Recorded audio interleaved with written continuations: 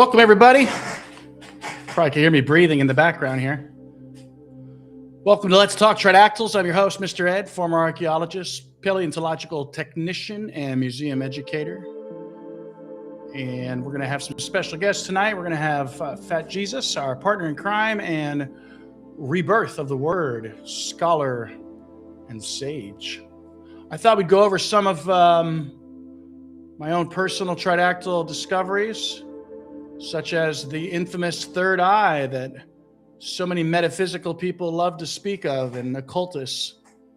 Well, I suspect a lot of our cosmological beliefs from humanity are stemming from these beings. Why do I suggest that? Well, because throughout recorded history, it appears as though these beings are considered mother goddesses, creators, fertility beings, creator beings. And I took a guess that the third eye is something that may have been spawned by them, not really knowing the biology. And sure enough, it looks like there is a parietal pineal gland. So the parietal is on the upper side of this foramen here, and the pineal gland is on the underside. And then over here is a good example from an extinct monitor lizard from 50 million years ago. Gives you an idea of what we're looking at. And just another image of that. Some images appear better than others, that's for sure.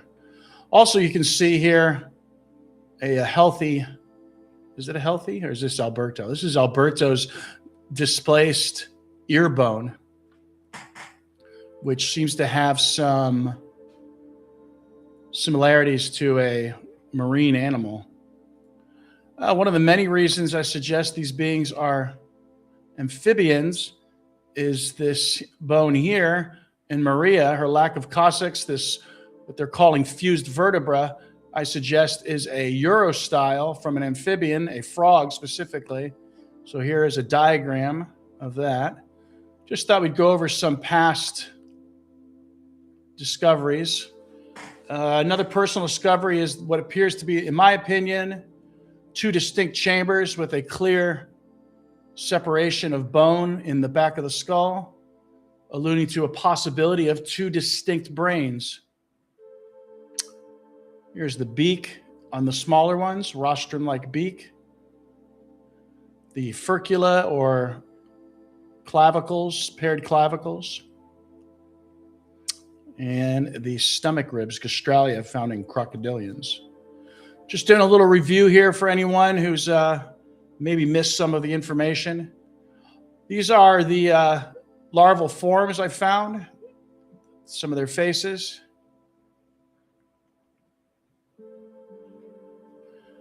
Varying degrees of, was I say clarity, or varying degrees of blurriness.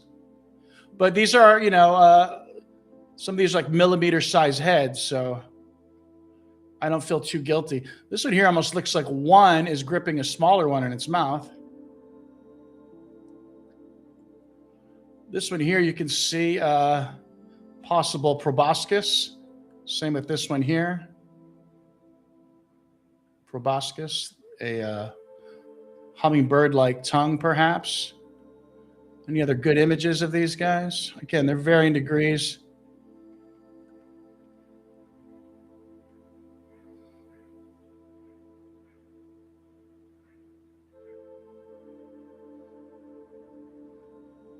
Tridactyl larval forms here.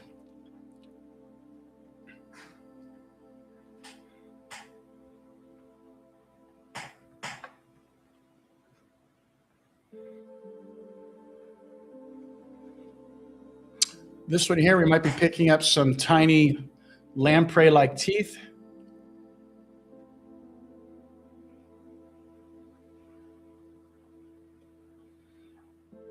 This looks like we have a good shot of that rostrum beak-like structure. So I know some people question whether this is true or not. These are larvae. Appears as though there are boring on the inside of this. Oh, that might even be a little larva right there. Look at that. Look at that. I never really noticed that before. Yeah, there might even be soft tissue in there as well.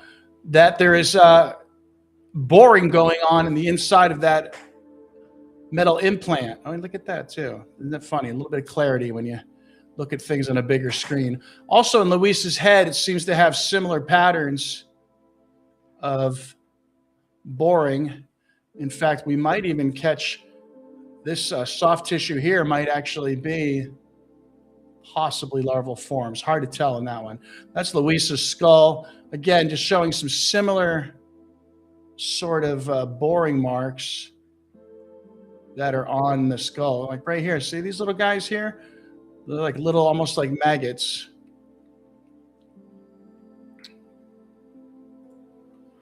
So here's a proposed theory on the proboscis.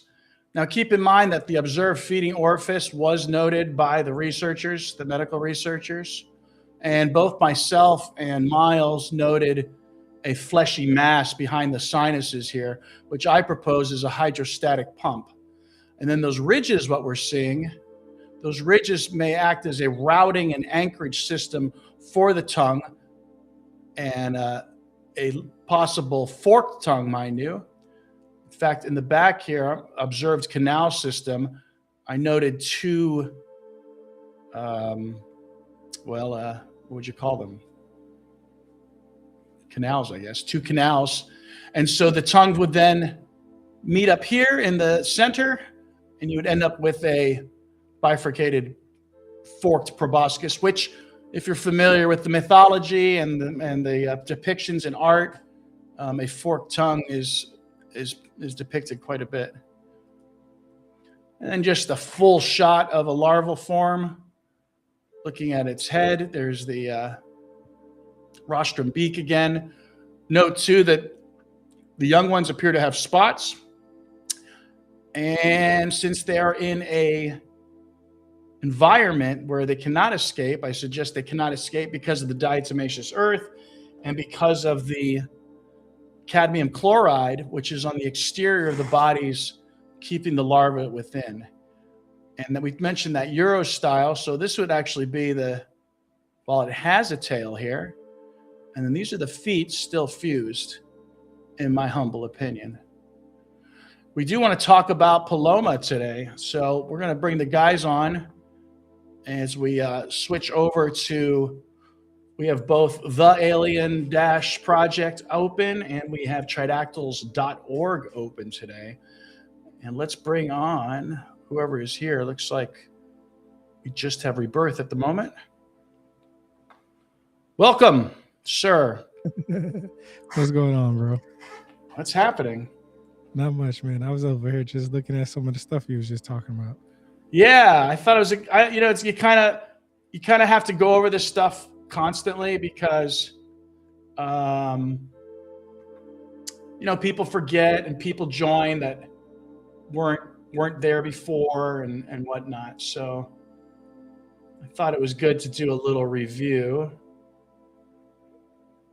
Let's see. Are we airing on? Yeah, we're airing on X. Good. Leave it to Mr. Jesus to be a fountain of misinformation. Where are you, Mr. Jesus? I see him in the chat. Say, look, ready? Boom. There he is. You're not an X today? Yes. Yes, I am.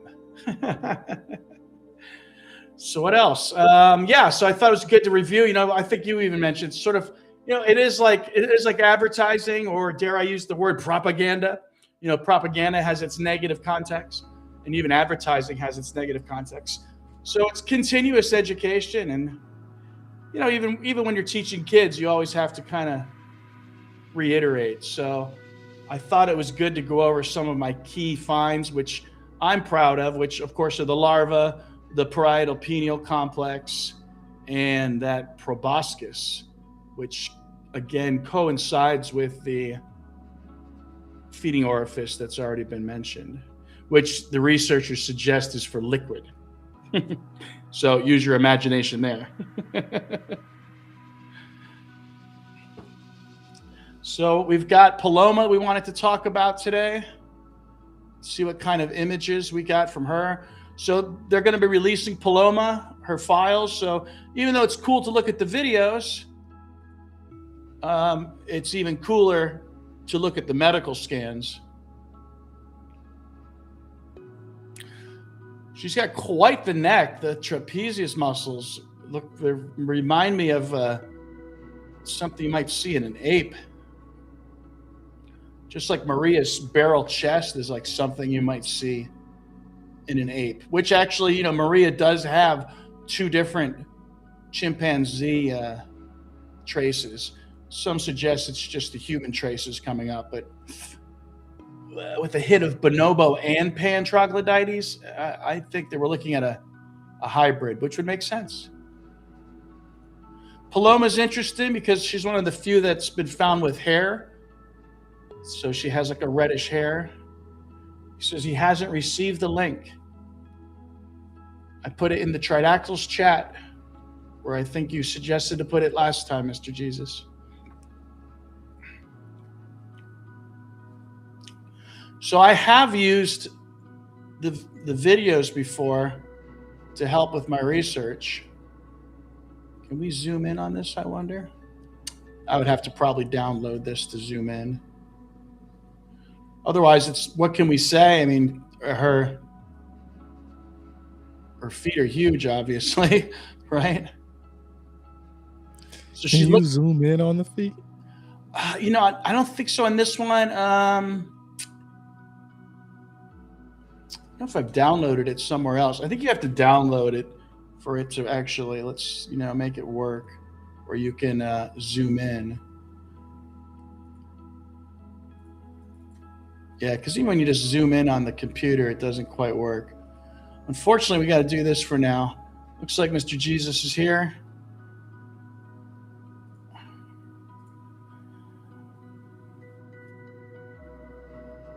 Oh. What's going on, sir? I don't see you on X. It's not appearing.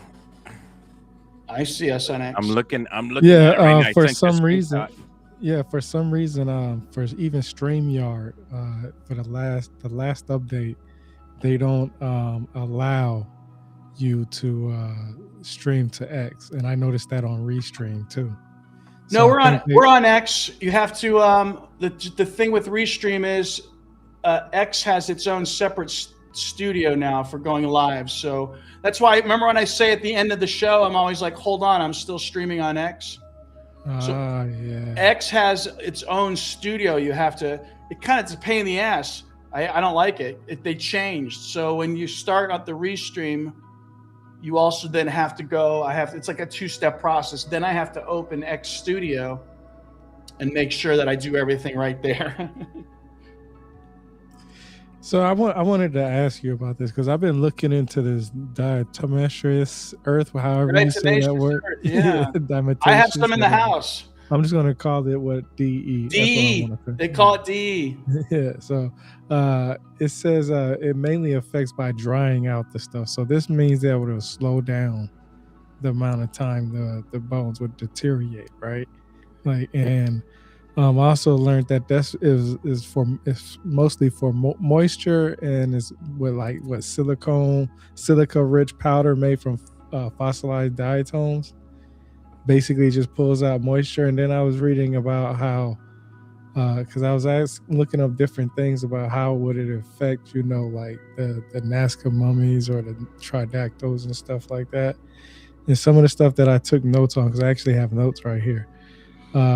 It says you basically to tell if these things were real or fake is basically just using X-rays, CT scans, and histology and direct sampling, and all that's been done.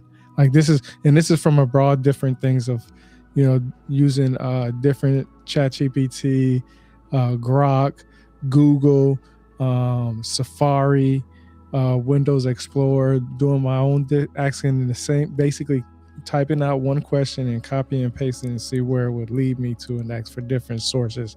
And those are the main things that I found was the earth, the DE that you talked about was basically to keep the bones preserved longer. So they're a lot older than what they can actually be. We just don't have, the actual dates that some people can agree with, but we know they're old, and we know that they're some kind of human beings, or some kind of species at least. And then to see if they're fake is all you have to do is just look at the X-rays, because if I take these skeletons, and it doesn't matter what X-ray facility I go to, it's going to print out a piece of little plastic thing that's going to show exactly what's on the bones.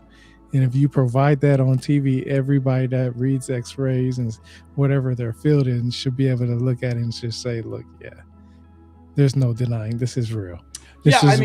I've shown these scans to, like, you could look at this in two different ways. I've showed these scans to a vet, and I think someone who's like a chiropractor or something. Now you could say, well, they're not really qualified, but at the same time, they were qualified enough to look at it and say, oh yeah, those are seamless. Those are, so we can look at, are they qualified enough to say that? But they said they're seamless whole specimens. There's really no the biggest critique is like, oh, it's sewed together chicken bones, and I think that's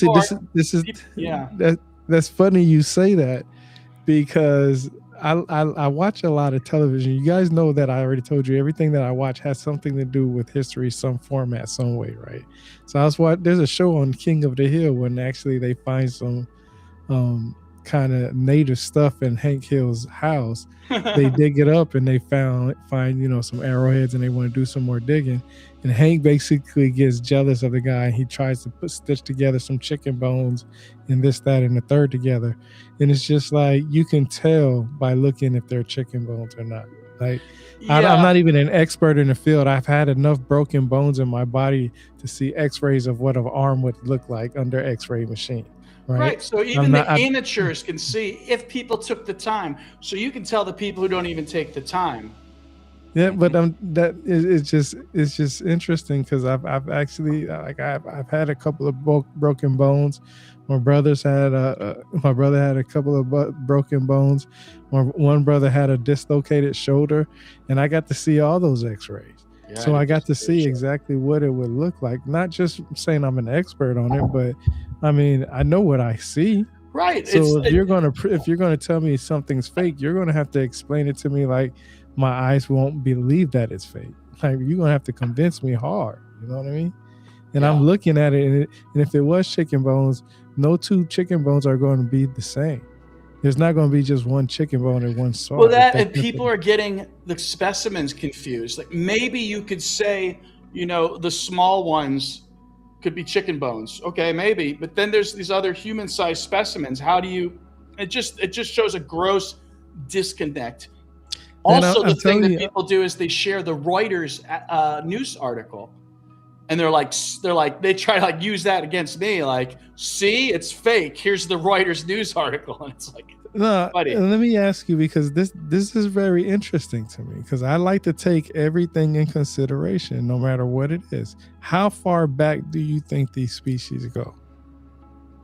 Oh, well, if you put together what I call a morphological suite of traits, meaning everything from the top, the parietal pineal gland, to the furcula clavicle, to the gastralia stomach ribs, to possible cutaneous breathing, to a possible tubular heart and hydrostatic mechanics, meaning their neck may extend, and the way they would extend is not too different than the male genitalia, where it would be full of liquid and then it would extend. Of course, the eggs.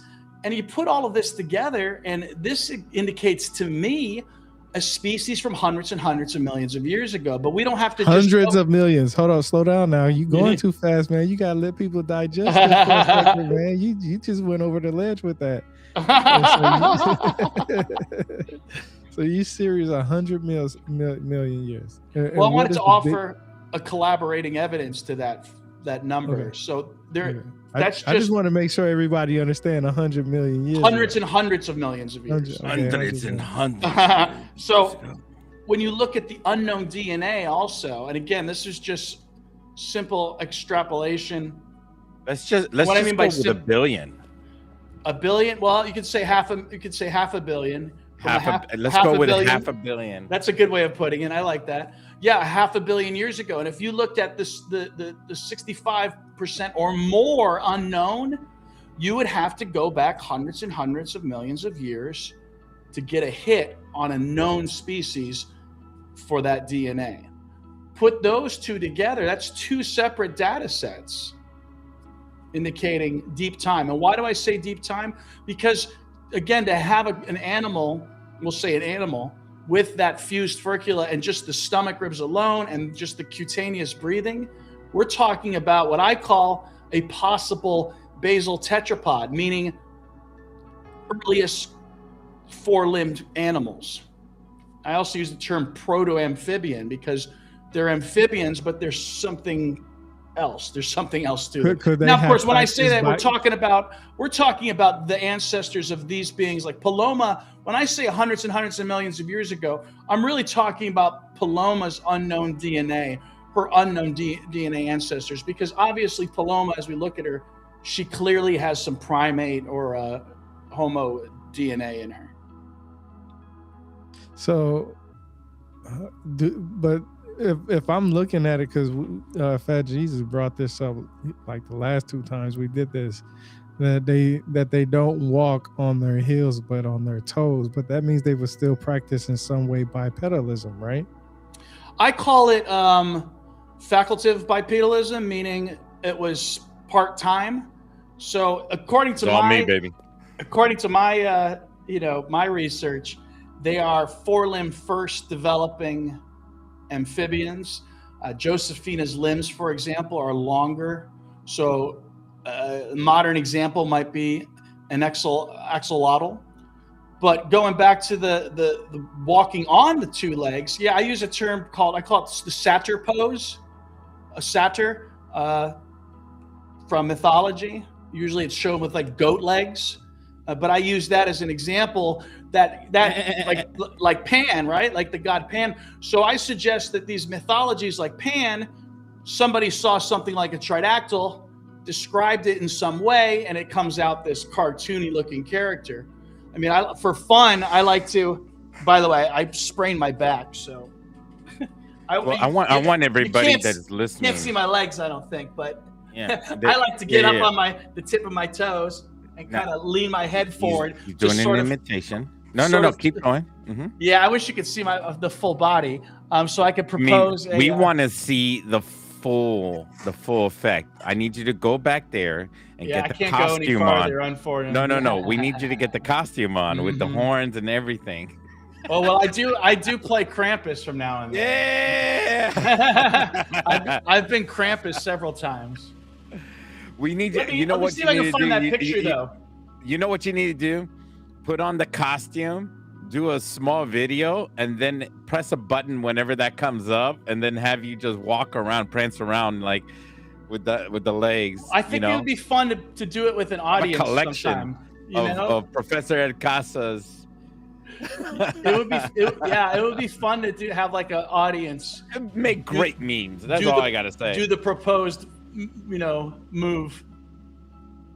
I'm gonna see if I can find that. This is entertainment, honestly. Nah, look, man, I'm telling you, I've been doing a lot of research on this. But it's entertainment. Good, you have to. A lot of people, there's always this argument about where humans started at, right? Mm-hmm. There's so many different arguments with it. I mean, we just got hit with another bone that looks like it might have been used as bipedalism, or the species might have used some type of bipedalism, which goes like 1 million years before the one they found in Africa. But then I think about all the species that practice bipedalism and all the different type of ape-like species. And then some people will say 1 minute that we don't come from apes. And then sometimes they'll go back and say, well, we do come from apes because the bones would show something that comes from their location. So it's just so interesting that we got to the point where Ed says this goes back hundreds of million years ago, and you can tell that they practiced some type of bipedalism, man. Like you can tell they got on those two legs sometimes and walked a different couple of feet or whatever, and boom, that's it. That's all we really need. So now the question is, where do humans really come from, and where did we really start? Because did we start like this, or did we start like something like that? The aquatic ape theory, and the idea of the aquatic ape theory is that being in the water would force the primates to prop up on two legs. Are we talking about sea monkeys? Isn't sea monkeys interesting though? I mean, it's one of those weird pop culture things where it's like, yeah, I mean, it's like these are like sea monkeys, the tridactyls, and I don't think this generation has ever experienced sea monkeys. What's honestly, also unique? What's unique about the sea monkeys, Jesus? What's unique about them? Well, they look like shrimp. Before that, though. Oh, before that? Like when you get them. They're dry. They're dry. They're in a cryptostasis. They're dry. They're mummies already. You get mummies. But you should start selling. You should start selling sea monkeys. Oh, totally. Yeah. The fact there's another company that sells. I think they call them sea dragons or something. Tiny size. Yeah. It's just funny because Ed, I'm telling you, Ed be going 100 miles an hour, man. He don't hit that brake for nothing, man. He don't care. Let's go back to that aquatic ape theory. Now, that's a real theory hypothesis. That is a real theory. It's real. Yeah, says that humans came in. They once lived in the ocean. Now, if I'm not mistaken, I'll have to look it up. But I just thought about it while I was talking. The whales used to be on land. Now they're in water. Yeah. Okay, those people that are just joining us, so they have a new tridactyl, right? I mean, Paloma's been around for a while. The important thing is they're going to release the scans to the public. So, okay, just check it. All right, go back to what Rebirth is saying about the swimming monkeys. Yeah, it's called an aquatic ape hypothesis, have man. Scuba gear or not? Man, I actually tried to locate the descendant of one of the proponents of the theory because I wanted to let them know that, even though that they were ostracized for the theory. Let's think about that for a second, though. What does that look like, though? Let's think about the easiest way to think of an ape hypothesis in the water. Humans started in water. How would that look? How would that be depicted? I think apes in the water started off them being stranded on an island trying to get food that they don't have anymore because they used up all their food and resources, and they need to get off that island and get to a land that they can see from that island from afar, and that's how they started to swim. I was just going to say mermaids, bro. Apes, I was just going to say the easiest way to look at it is by looking at mermaids that humans started. Yeah, apes don't swim, and if Maria has, are we going to go mythology?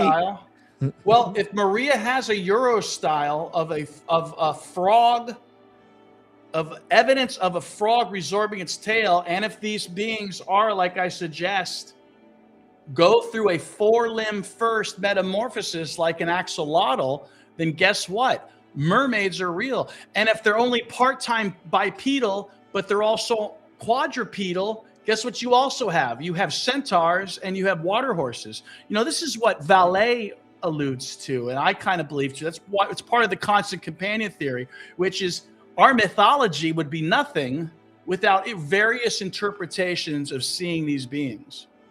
Let's see. That's why I wanted to bring that up because I study that very well. And what you just said, you brought up the aquatic ape theories, and I remember learning about that in school about possibly humans started in the water and stuff like that. I mean, there's a Simpsons hairless episode apes, about right? The salt water rubbing away from the hairs on the skin. They say that when children can be born underwater, and the hair on us runs the direction of flowing water, right? Treb, welcome to the stream. We are but lonely sea monkeys inside the forgotten jar in a child's dresser. Well said, Mr. Wolf. But think about that for a second. How would you depict that as a picture to tell a story? Like, how would you depict that a person coming from the waters? What's the best way would you depict that? I don't know, like Maria. Wait. Let's go back real quick. I want people to imagine this because we have a professional, an expert in mythology here, and Rebirth is that guy. That's why we're this trio here on video. And I want to imagine these monkeys. I mean, I started this ball on the island.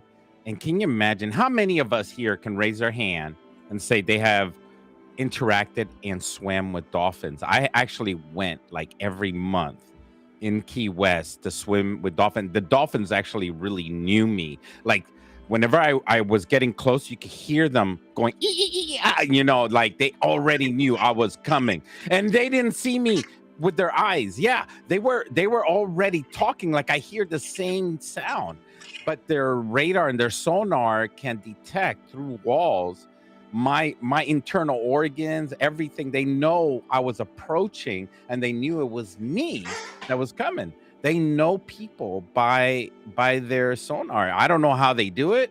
I don't know the science from behind it. All I know is that Frequency, the Navy has studied them heavily over that technology, and it's interesting. And I want Rebirth to pop up with the mythology, how humans or apes, or let's go even further, our old ancestors, or maybe, you know, the hybrids, you know, cavemen, maybe they communicated with these aquatic animals and they formed a huge bond with each other because they had to get to one place to another. What stories are there out there, Rebirth?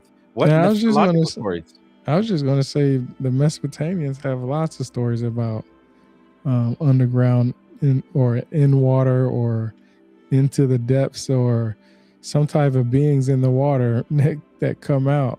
Well, here's your evidence of mermaids, in my opinion. Well, that's what I said. Mermaids. I think that's the easiest way to depict that. That's like, how would you depict that? Half man, half fish, half woman, half fish, a mermaid type. Look at the movie The Mermaid, how she was given legs to walk on Earth. I mean, I'm not saying some magical thing like that happened, but it could possibly show the evolution. Look at this world, isn't it neat? But I mean, but let's be more down to earth. It's not too far fetched for us. There he is. Us humans. For us humans to actually emotionally feel attached to something that we love, like our dogs, our cats, how we want to depict ourselves as a hybrid with these loved ones because they're a part of us as much as we are a part of them. Like a centaur, or not a centaur, but like a half horse, half human, or that's a centaur. Yeah, it is, right? Yeah. So yeah. I mean, centaurs, satyrs, and mermaids. I'm suggesting they're all real. Hey, Mark and Sammy. Mark and Sammy are both here today. Welcome to the stream, guys. Thanks for coming from Boca and from the UK. Thank you for the love. Thank you for the likes and the follows, guys. I appreciate that. So I'm trying to be grounded today. That's just a switch, and everybody else is entertaining the mythology. But I'm thinking that humans, and not just humans, but Neanderthals, had an imagination. Some of us don't even think about that. And in anthropology, we dissect that idea where we have to imagine ourselves today. Are we our imagination, is it encouraged by our society, our internet, our technology, or our imagination is actually from deep within ourselves? Does our imagination, is it born from birth? Does that come with the territory from the beginning, or is it encouraged by our culture? You have to ask those basic questions, because we have to think about these mummies, and we have to think about how their arts and culture, how they're created. Are they created by the culture around them, or are they birthed with all that? Is that part of them? So all these mermaids, all these ideas, all these depictions, are they the imagination, or are they real? Go ahead. Wow, you guys are really intent in listening. You know, it's thank you. It's just, you know, I just got done putting in ChatGPT. That's right, Sammy. to look in what it would look like from an animal or a fish or a mermaid turning into an animal or a human, I guess. And it's actually pretty interesting because a lot of people don't believe in evolution, you know what I'm saying? And everybody has their own ideas. Some people just say we didn't come from apes, or we don't have anything common with apes, or whatever the case may be. But it makes me think. I mean, we don't look the same that we looked 100,000 years ago. No, we don't. You know what I'm saying? Not. 50,000 years ago, we don't look the same. No. The Homo sapien line has, and correct me if I'm wrong, Ed, the Homo sapien line has changed a lot since 300,000 years ago. So did they have all the grooming stuff that we have today? We have mani-pedis and nail salons. Man, I'm telling you, it's the really... thing is about the Homo sapiens from 300,000 years ago, part of the idea is that the skulls are similar to modern humans, hence the identification and such. So you would have to go back farther to our Neanderthal relatives. We have to do a shout out to the women, because we have to encourage more so. Women put a lot of time and effort into their bodies and their hair, their eyes, their nails. They spend a lot of time fixing themselves up. So if they didn't fix themselves up, what would they look like? So how did that evolve? I mean, how was it back then? How did they look like back then? I don't know. All those was eye makeup created? That's a big industry, by the way. To encourage to look like the Tridactyl ancestors. Was lipstick encouraged to facilitate blood on the mouth? I don't know. Interesting. Well, We got I don't Sammy know. with some wacky views. I need to research that. No, it's just so interesting that the Homo sapiens don't look the same as they did. Would a Tridactyl have lipstick? Can you imagine? Are you going to do a drawing of a Tridactyl with lipstick? I'm reminded of E.T. now in drag from the movie. Yeah, E.T.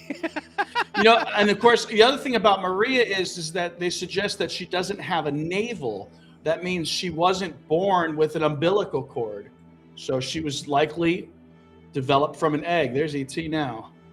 So that's why I offer these two images here as evidence of your mermaids. This Euro style, I suggest, is what this is, of a Anuran frog amphibian that has resorbed its tail.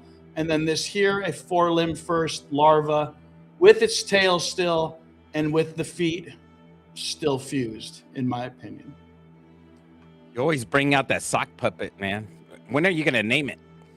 I did name that one. I named that one as Logan and Donovan, because there's the hatchling. Nice. Logan and Donovan. Let's give it to the house, baby. Woo! Yeah. I want pictures of Logan and Donovan. I'm going to put it on my shirt, man. Hell yeah. Oh, here we go. Mascara is used to reduce glare in bright surroundings. I want Logan and Donovan right here. Yeah. I'm going to get that. So Loving what it. else? I'm gonna say that I'm interested in to see Mark what else showing his true love. Oh yeah, look at him. So we're just going through in the other screen, our fourth screen. I'm just going through the various images of Paloma.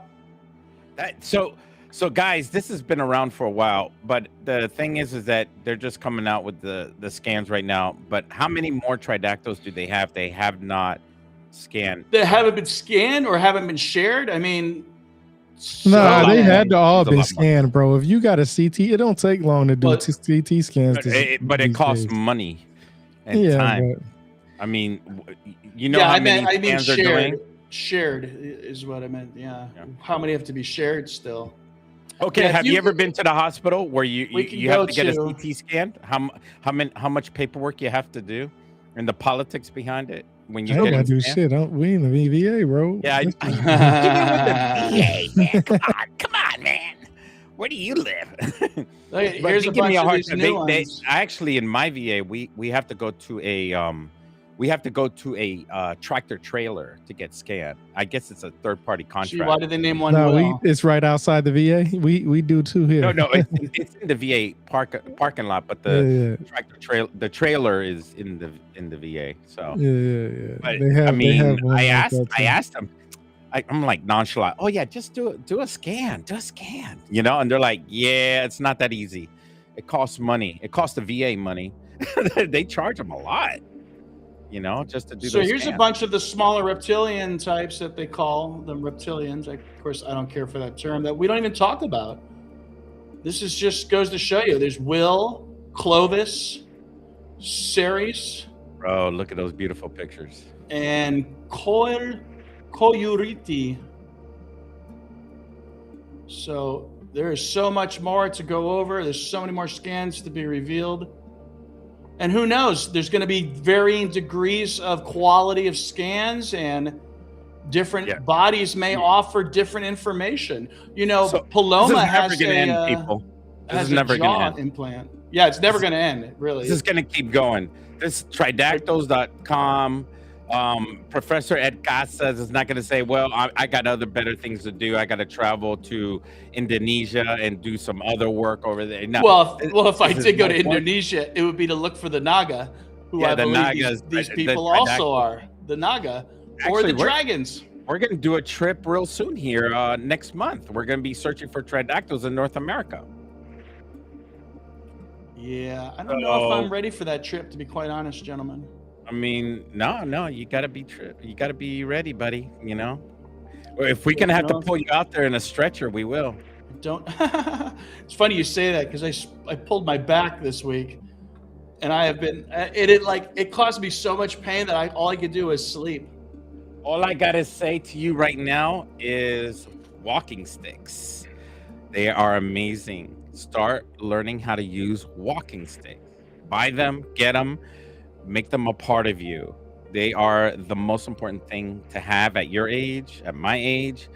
They will help you balance and walk the terrain. People use Right, them, because they what's swear it by them. doing? It's making your 4 limbs longer. Yep, that's right. You get 4 limbs. You hear that, Rebirth? I mean, your Walking forward stick. limbs. Yeah. I got me Yep. a walking Yeah, stick. Yes, I want to go to China and so- find dragons. Exactly, Diddy Weldon. What Ed Casas was saying, the way they move is like this. So Drop your hands down. You got to drop your wrists. Their hands are permanently in that position. yeah, I'll be right back. Hold on. And their heads might actually hang below or equal to their shoulders. But yeah, I've been tracking the various Naga temples in the world. And again, you know, I suggest that this whole culture of the dragons and the Naga is coming from the Himalayas. And the reason the Naga temples are around the base of the southern part of the Himalayas is that they descended from the other side. Okay, so these are walking sticks.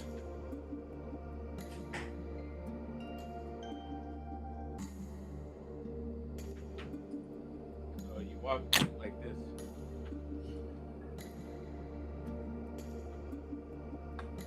Yep. You should make that. You should snippet that and put it as an Amazon review or something. So no, I mean, Yeah, no, exactly.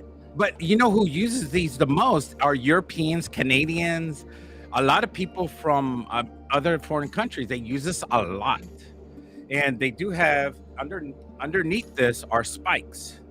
So I have like little things right here. So if you're in the snow or ice, you can use the spikes to hold you down. Right now I have the little plastic tips on it. They don't want you to use the spikes in archaeological sites. It'll damage the site.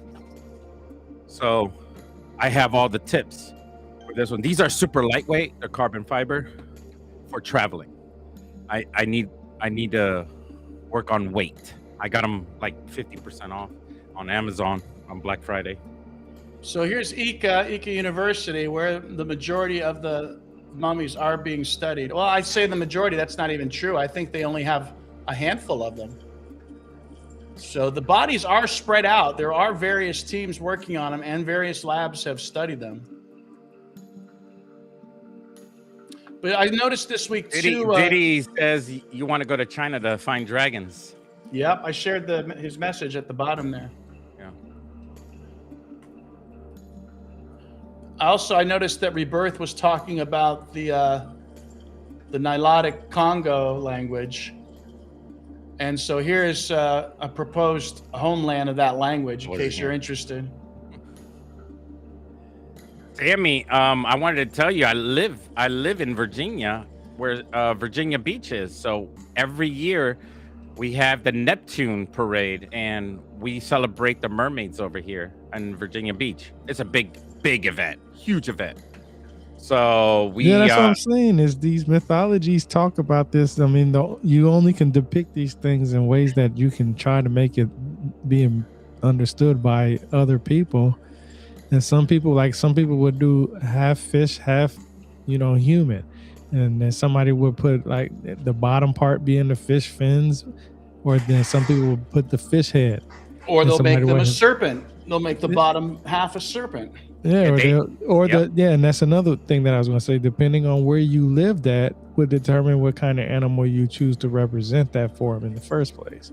That's why you have people with different animals represented. And they swear that mermaids do come ashore over here in Virginia Beach. Man, they show up like human there's beings. stories in Japan about that shit, bro.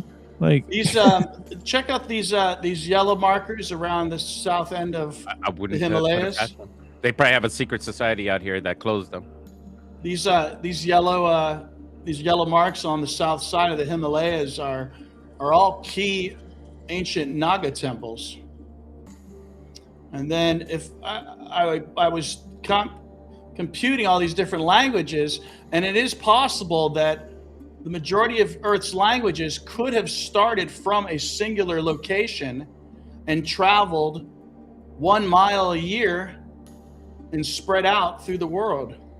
Oh, so that's the main cauldron of society, you're saying? I'm saying that this is the origin point, approximately, of our dragon myths and humanity. That's where it landed then. Landed? What do you mean? That they were not from Earth. They came from somewhere else in the universe and landed there, and that's how all of life started.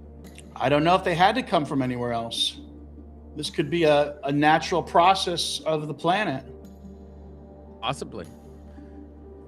I'm speaking for those that believe in that. Keep in mind also, guys, that this region here was a mega lake. And I was talking about this last week. If you were to follow these exit points of the mega lake, you can see on the Earth that there is a great amount of sediment that flowed. So that's why I suggest, is this the origin point, not just of the Tower of Babel, if you will, but Noah's Ark and that's something Eden. We all agree too. Also, this was a monsoon climate. This was a subtropical climate, a perfect way to reproduce a sort of African climate for our primate ancestors. And what is the other evidence of that? I think is it the purple dots? The purple dots are Denisovan and Neanderthal caves. This is another reason why people suggest an out of Asia theory, but you got to have both. Yep, that's right. I mean, that's Rebirth's wheelhouse right now, Sammy, is pretty much the reason why you probably believe that is because everything in mythology and everything that has gone on in everybody's culture, even your own and your family's culture throughout history, has led to that thought that you're thinking of, because we wouldn't be here today passing on from generation to generation to generation, because we don't live long. So if we live forever, then we would all have the answers to. Yeah, and as an anthropologist, we're always looking for what is the impetus for these beliefs. There has to be an impetus. We can't just say, well, someone just made this up in a cave, right? That's right. It's too wide. That's why it's too widespread. The whole dragon motif or the serpent, water serpent motif is too widespread. So there are various exit points that our ancestors could have used from this region, and perhaps propelled by that flood. Perhaps it wasn't intentional. Perhaps people were just thrown to these great distances. But I have a question for you guys. Okay. You know how we look in Egypt and the Middle East area, and in the Arabia and in Iraq area, we have heard stories, and this is mostly for rebirth down there with history. I've noticed that there has been cultures conquering other cultures, and then they would destroy, obliterate the other culture. They didn't leave their stuff up there. You know, here's one thing. You know how they have all these monuments and all their stone buildings and all that stuff are up? Why not reuse it, right? Like, I mean, you got a building with 4 walls. I just conquered you. Now I got free 4 walls. You know, I got a free air conditioning. I got a free TV. I got a free a thermostat, and I got a free stove. I got a free everything, right? Everything is free. I don't need to destroy it so I can make my point. So why am I going to destroy a whole city? That, I mean, what has that city defied, or what have they done to cause such a wrath from that other culture for the whole place to become rubble? You know what I'm saying? Where I'm coming from? That's your wheelhouse. It's the aesthetics, bro. The aesthetics. Your aesthetics is not our aesthetics. So how do we make you become under us? Well, we destroy your stuff, we put up our stuff. Yeah, they might still have people who pass on stories, and that's why you have a mixture of similar stories, because one god came into being another god or a being or a species, and so on and so forth. I mean, think about it for a second. If the best way to take over somebody is destroying everything that they used to worship or honored or loved, and then you build your stuff on top of that. Yeah, the best example is the conquistadors building churches and cathedrals atop of mountains. Yeah, and they do reuse their stuff. They do use things. They just sometimes they reuse it in the sense of building something until they can get their stuff back up and running. So I'm going to go ahead and do the head numbers now, since we're getting towards an hour already. So if we conquer China, are we all going to burn all Chinese objects? Like everything that's made in China, we're gonna just basically throw it in. Hopefully we've advanced past that. That's why we have this. I'm just using common sense here, though. You know what I'm talking about? I'm trying to. I know what you're saying, Professor, but the thing is I'm trying to think, like, why destroy all of this? Why? I mean, it doesn't make sense to me. It really doesn't. It's like, why destroy a whole cultural society? Just completely obliterate everybody, and then just not even rebuild either. They just completely eliminated everything and then moved on, and just the place is complete desert after that. They didn't even. War is waged against the descendants of our ancestors, if that makes any sense. So if you see the yellow highlight, that means you've already won. So we're going to roll and see who is the winner for this evening. Who's the winner? Got a bunch of dice rolling. First number is 84, and 84 is a winner. Shut Down. Shut Down is our Congratulations, winner. Shut Down. I thought since it's been an hour, that way people don't have to... ultimately it's dominance, says Diddy. I think, Diddy, were you the one that had the strange name last week that we couldn't pronounce? Yeah, Taliban started destroying the Buddhist statues, yeah? Yeah. And the Buddhists destroyed the Hindu statues. They replaced it with the Buddhist temple statues. Remember that? They started defacing everything with their beliefs. And you could tell between the Buddhist and the Hindu work in the temples. If you watch on YouTube, you could see there's some people that work in the field of archaeology or pseudo archaeology, they show you the work of how the Buddhists and what their culture and how they do stonework in comparison to the stonework the Hindus were doing. And then even the hypothesis that maybe even the Hindus didn't even do the stonework, that some cultural society before the Hindus may have done the stonework throughout, and the Hindus moved in. That could even be the possibility. That could be the same thing about the Egyptians. Am I right there? Let's hand it over to Rebirth, because Rebirth knows more about this than I do. Every it's so funny because a lot of people will say like there's only one story that tells where these beings came from, and like I said this before, as many stories that there are of them coming from outer space, there's just as many of them coming in and inner earth in the deep seas, literally. And it's just a matter of how do you interpret the words that's using. Like when most people hear the word fallen angel, they think that they fell out of heaven.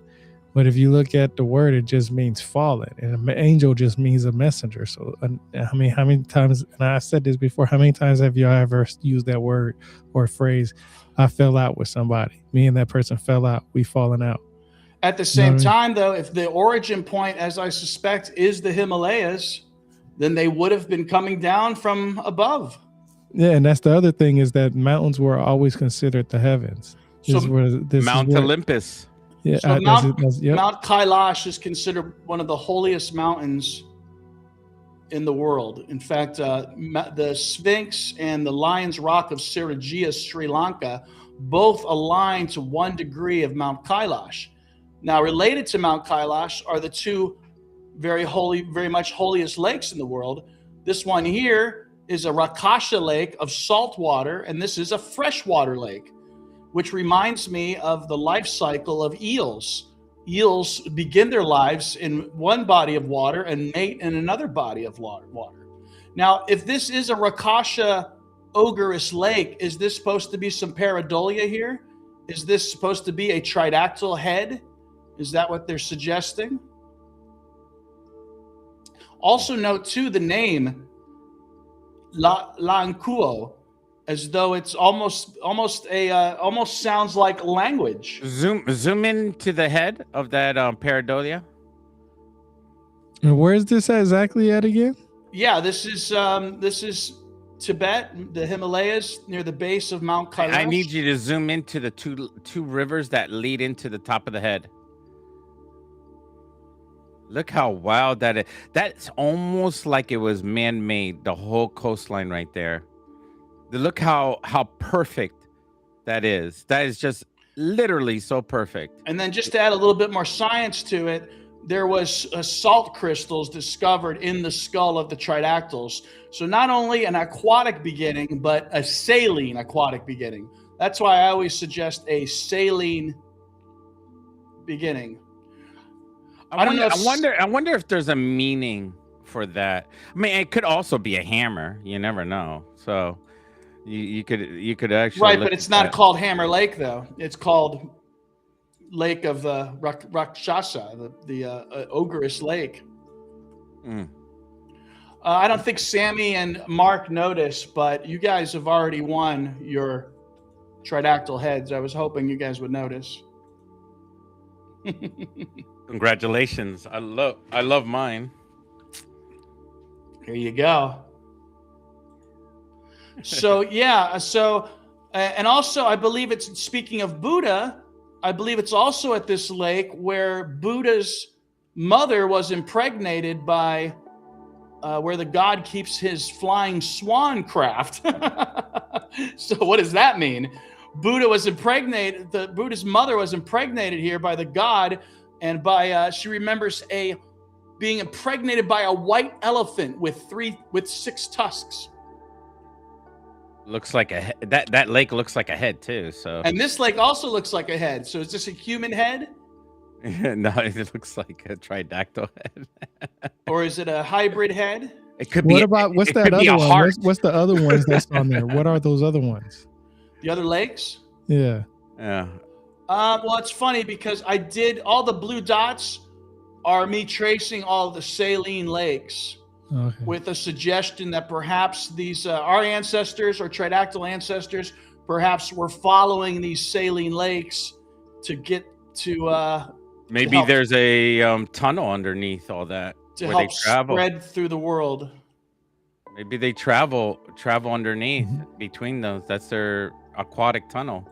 Also, another interesting thing talking about the phonetics is this kuo. So there's two phonetics I'm interested in. The ang, which I suggest is just a sort of perversion of the naga, and it's found with water association in Asia. And I suggest that ang comes to us, to the West, where it becomes our anguilla, which means eel, and angels, and angles. Now, why do I say angles? Well, the larval forms, their tails are frequently depicted. I have shots of them. Don't call me a loser. Where their tails are bent at an angle. And then ku, if you've heard some of my talks before, ku, I suggest, is a part of the trinity of beings that are part of human cosmology. What And a ku world! would be What the a world sun. we live in. What a Mhm. world we live in that we have Google Earth, people. I mean, I'm so fascinated. There was a time where we didn't have the technology or the hands-on technology to move in and out from a satellite. Oh, I That know. is insane. You know what I'm saying? Like, we have the technology to manipulate and move around and see our planet. And some of you guys are oh no, that's a simulation. But I mean, whatever. But I love that we have the technology to see everything and move around and plan our trips and go places and discover, and we can actually travel before we even go there, and it's just absolutely And keep in incredible. mind too that Naga land, the Naga people, it's a very real people. This is, and again, when I talk about dragons, I always want to make the point that these are not the Western monsters.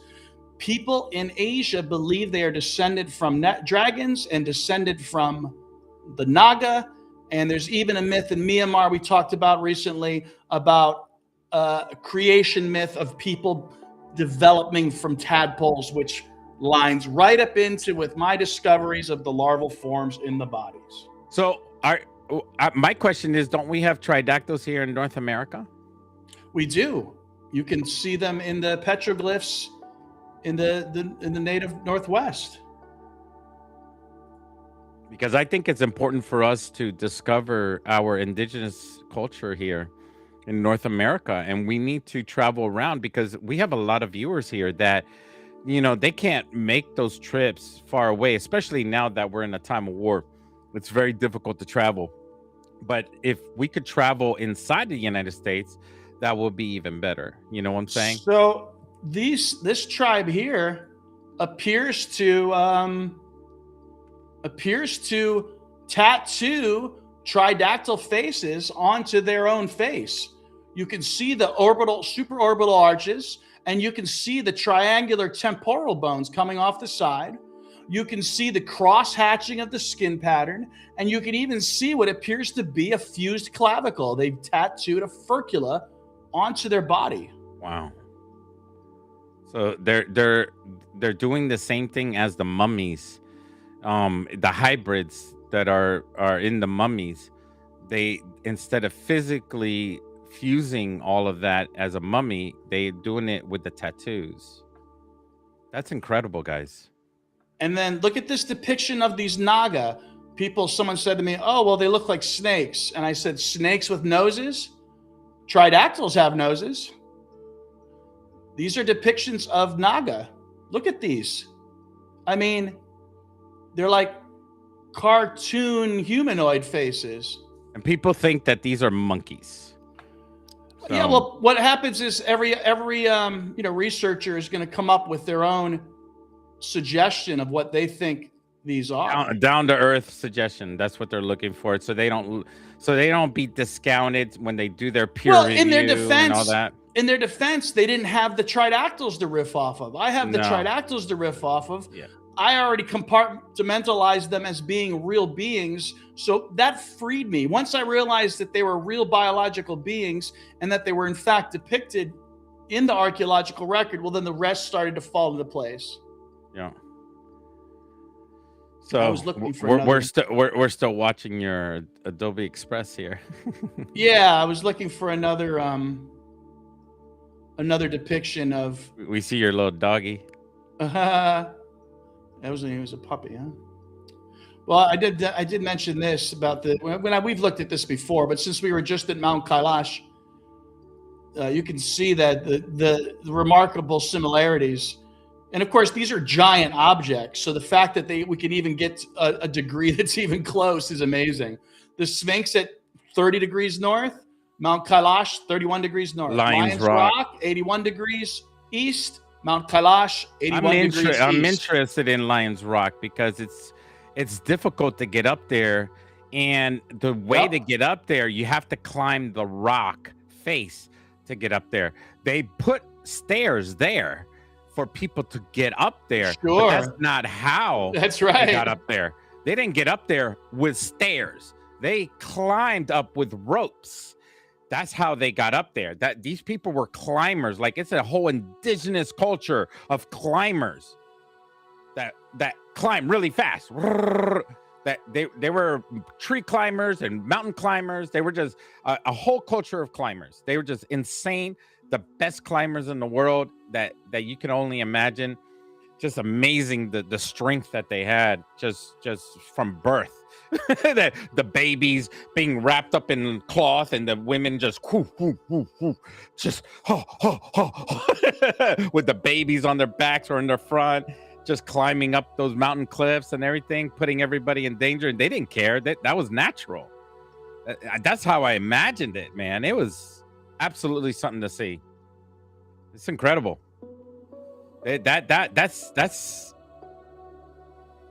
if you guys can just view that, just if you ever get a chance to look at that place, it's huge. I love it, and I think there's pareidolia involved too. It looks like a giant tridactyl head, and it even has a kappa.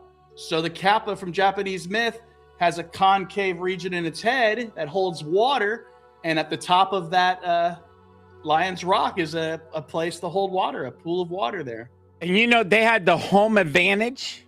They had the home advantage because just like football, if you go up north, a Florida team going up north in the snow, they don't have the home advantage, when they're playing. So imagine a whole army trying to climb that rock cliff. They're going to fall off and die. And there's deeper myths of Kubera versus Ravana, I believe is the name. The Rakasha god versus the Kubera, the hidden god. Halfway up. Oh, I can't climb this. Kubera is literally known as the hidden god. So there's a lot there.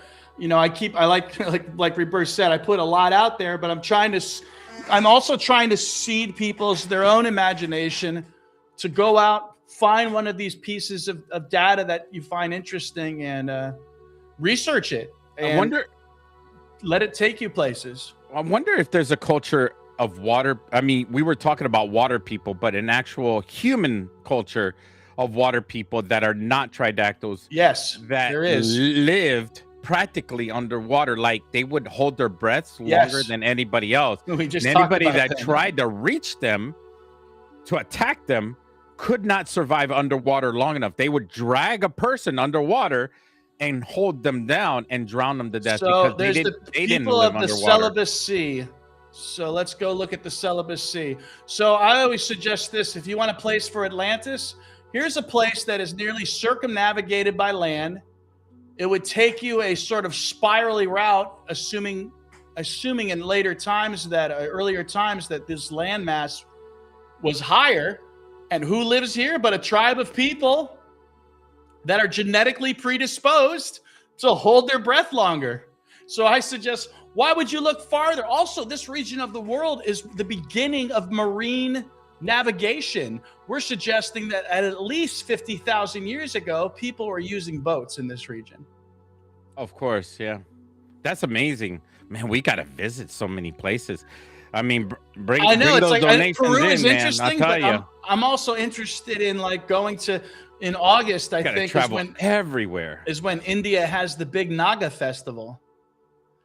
I mean, Although they might have it in Tennessee one year. That'll be fun. We need to do a lot of research on these areas. Yes, that's And what we were just talking specifically- about, Mr. Diddy. Specifically on this subject. Yeah, let's look up their names so we can get it. It's a lot of Well, flying. I've already been doing that on I got my own YouTube channel with it. I got my own articles. I write on my website, rebirthoftheword.com. Oh, you flew there? You went there already? I'm talking about I fly to different, or I fly. I go to different places around just to do videos on them. Like So we're they're supposed Here to in be the doing. U.S. So Yeah. here's the name so everybody can remember it for the future is the Bajau people or sea nomads of Southeast Asia. They can hold their breath for up to 13 minutes at depths of over 200 feet. They possess genetic adaptations, including spleens up to 50% larger than average. I mean, come on. What if you want? I mean, seriously, if you want evidence of Atlantis, aren't these people it? In my opinion. I mean, I'll tell you what. My bank account will put you on my back, and I can take you there by foot, but I can't fly you there. I know a buddy in Thailand, so if we go to Thailand, we can have a connection at least. Yeah, Lee's right. I mean, we got connections everywhere, but just getting there is not cheap at all. You know what's interesting? This cave here. That's why I told Ed to start putting that donation out there so people can donate for those trips. Yeah. Like you said, people. Organization, yeah. Yeah, that's how most people do it, is finding sponsors to help them do that stuff. Yeah, it's we need to get the sponsors for this. I mean, we were aiming for a museum, a university, and writing peer reviews and stuff. There's a lot of sponsors out there. We just need to do a lot of the footwork, write books, and hopefully we don't have a car crash like in Peru for that dentist that did a peer review on Tridactyls. That poor guy. That's the only guy that did a peer review on Tridactyls, and then all of a sudden he loses his life. Is he the only one that did the peer review? Yeah, he is the only one. He did a peer review, and then all of a sudden the I don't know. I don't want to talk about conspiracy theories now. Yeah, because the other guy lived. Oh yeah, the other guy lived. Amazing. He didn't do a peer review on Tridactyl, did he? I don't think so. So we looked at a lot of cool stuff today. And I think we covered a lot of good stuff. You guys allowed me to cover a lot of cool things today. So Diddy says, isn't there a modern day tribe who can hold their breath for 4 to 5 hours? We were talking about that earlier. Oh, I don't know. 4 to 5 hours, 13 minutes, it says. Well, I mean, if they were using certain apparatuses and they had if they had some air bowels underneath the water to breathe, and then they stay underwater, and then they had them all set up beforehand, and they blow out. And, I don't think that's as interesting as these people that are genetically inclined to hold their breath for 13 minutes, though. Yeah, but if they set up these air, like bamboo, or things with air in it that always fills up with air, and they breathe in, and it doesn't show up above water, then yeah, I think a person can hold their breath for a long period of time. So it'll give the illusion, that they can hold their breath for a long period of time if they prepare ahead of time. But if you drop them off somewhere else around the world, and then they don't have their equipment and all that stuff, then, those poor people, yeah, they wouldn't be able to survive. They have to be in their own environment to survive. Well, thank you, Sammy. No, definitely follow Professor Ed Casas and Rebirth. I'm the entertainer. You could always see me playing. This piece here I find interesting because it resembles the archaic letter B. And I don't know if you saw the first slide I showed today, but I mentioned I wanted Rebirth to look at that, is this theory that this skull that likely belongs to Victoria has, to what looks to me, an archaic letter A carved into its skull. Mm-hmm. Yeah, I seen that. Professor Ed Casas will be seeing the chiropractor for the next 2 weeks and a physical therapist before the next trip coming up. Check out, if I haven't showed this Hongshan pig dragon before, look at this one.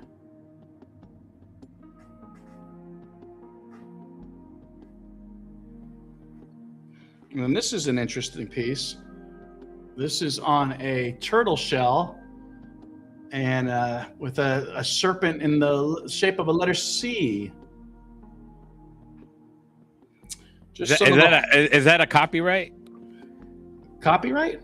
Yeah. Oh, because it's a C? Is that Maybe. That's an ancient copyright? And this one I've shown before.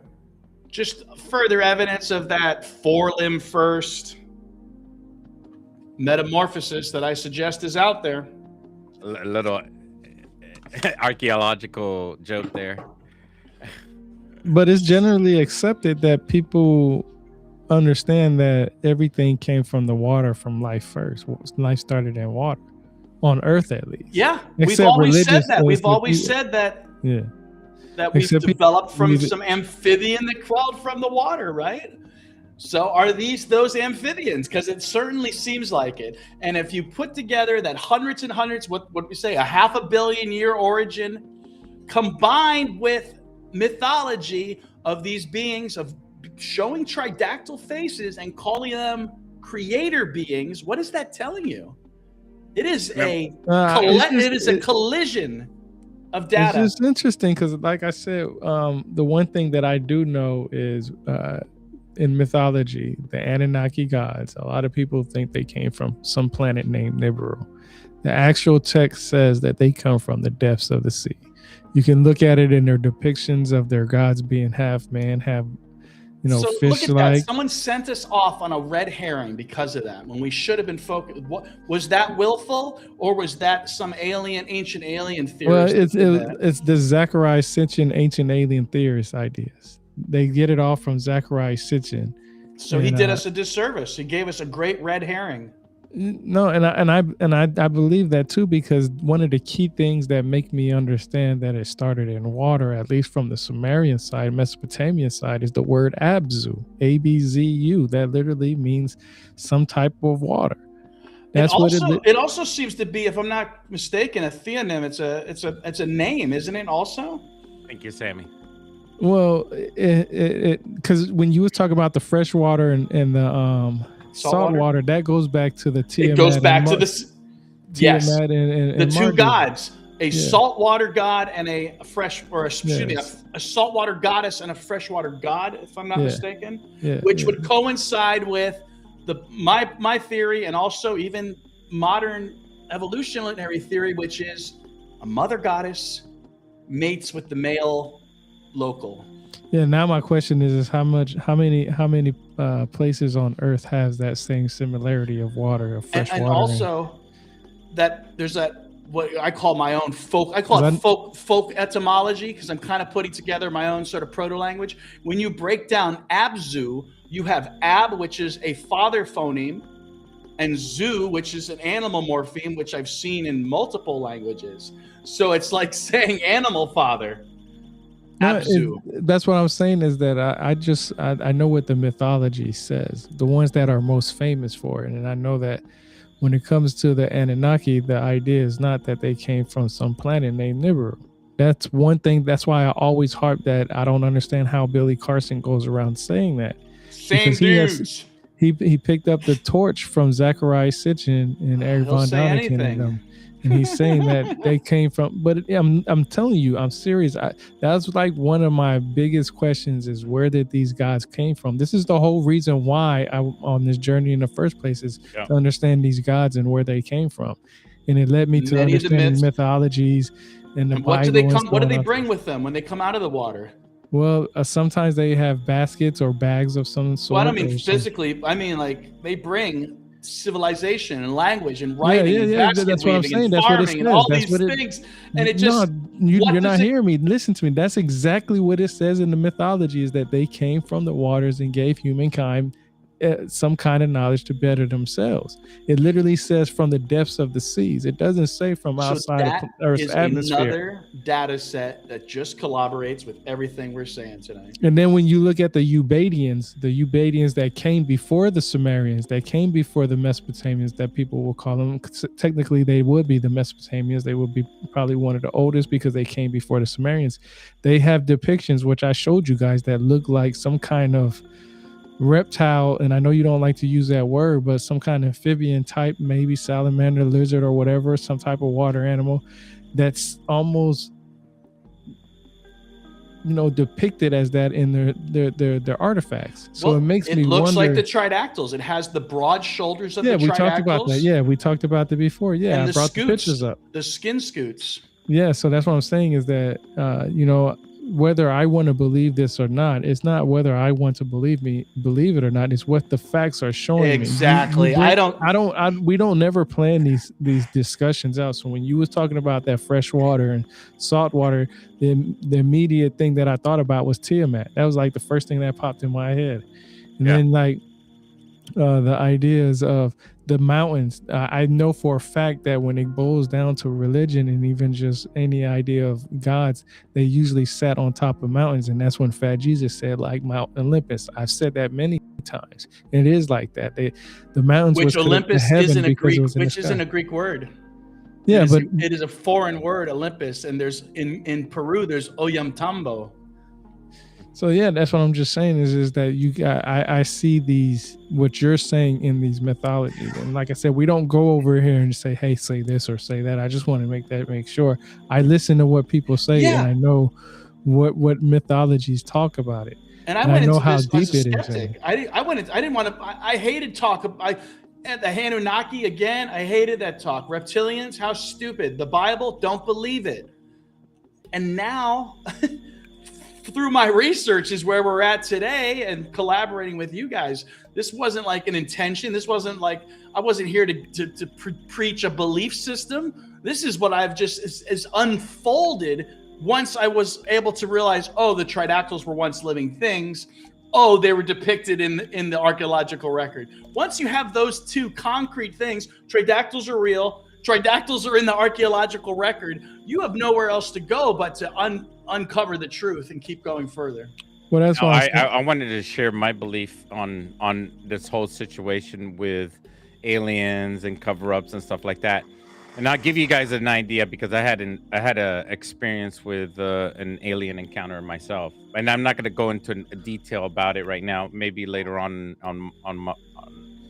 when we have a chance. But the thing is that we have to take account, and I don't want to despairingly throw Billy Carson under the bus because I met him personally, and I have talked to him personally, like one-on-one, man-to-man, talking about things. And we have actually Professor Ed Casas and we have talked to Billy Carson, and he agreed to a podcast and stuff like that, but we never got a chance for that. But I think he's a genuine person.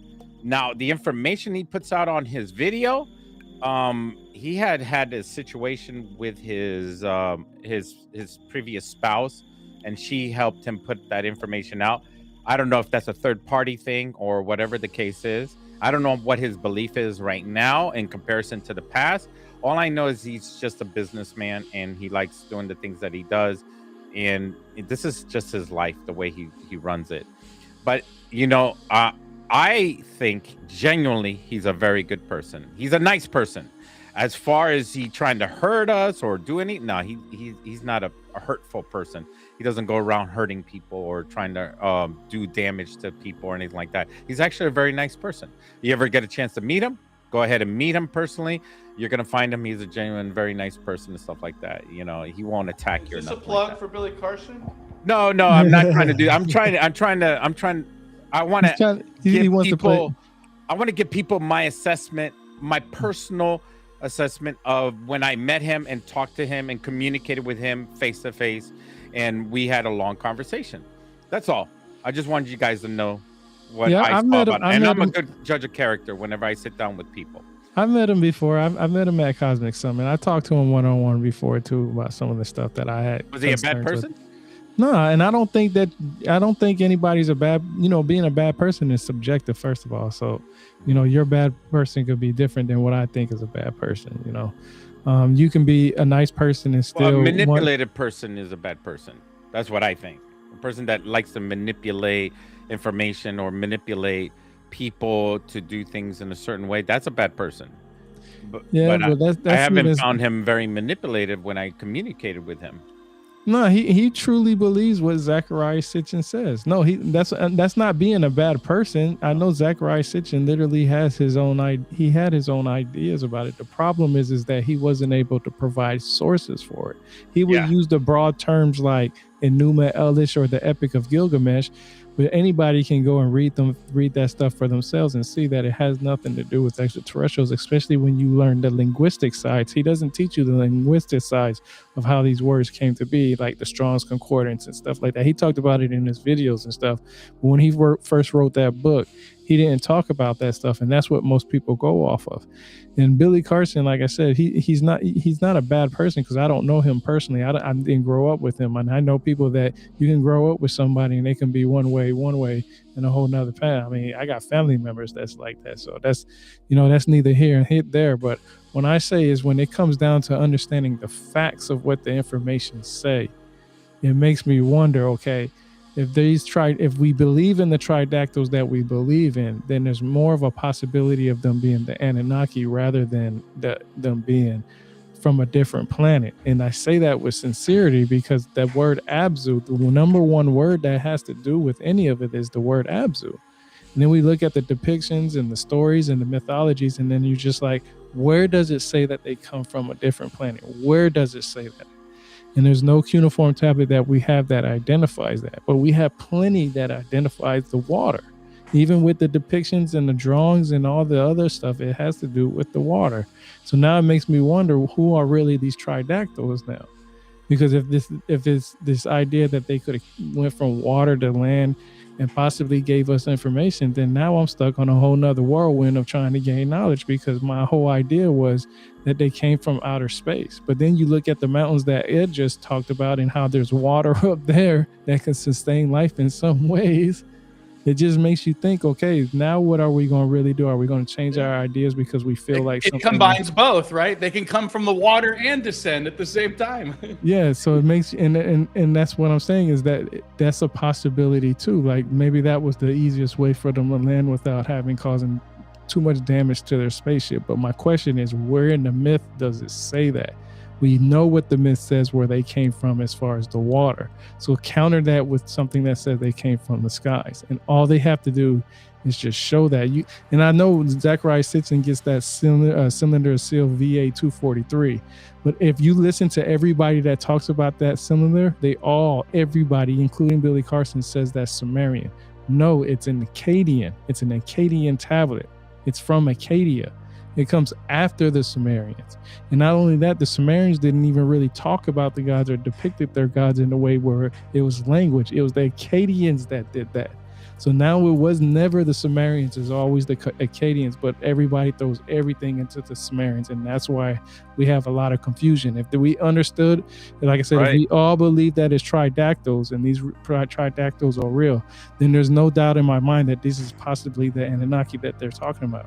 And it could possibly be that, especially from going off what an anthropologist says from his degree, from his experience, from his livelihood, his research. It just makes me wonder, why am I looking outside of Earth's atmosphere when I should be looking inside? Mm-hmm. That's right. And you guys, this is a segue into what I was talking about earlier. And I was talking just specifically about one person, but I wanted to go into what rebirth and what Professor Ed Casas is saying. But we also have to focus on, it's not a one path situation.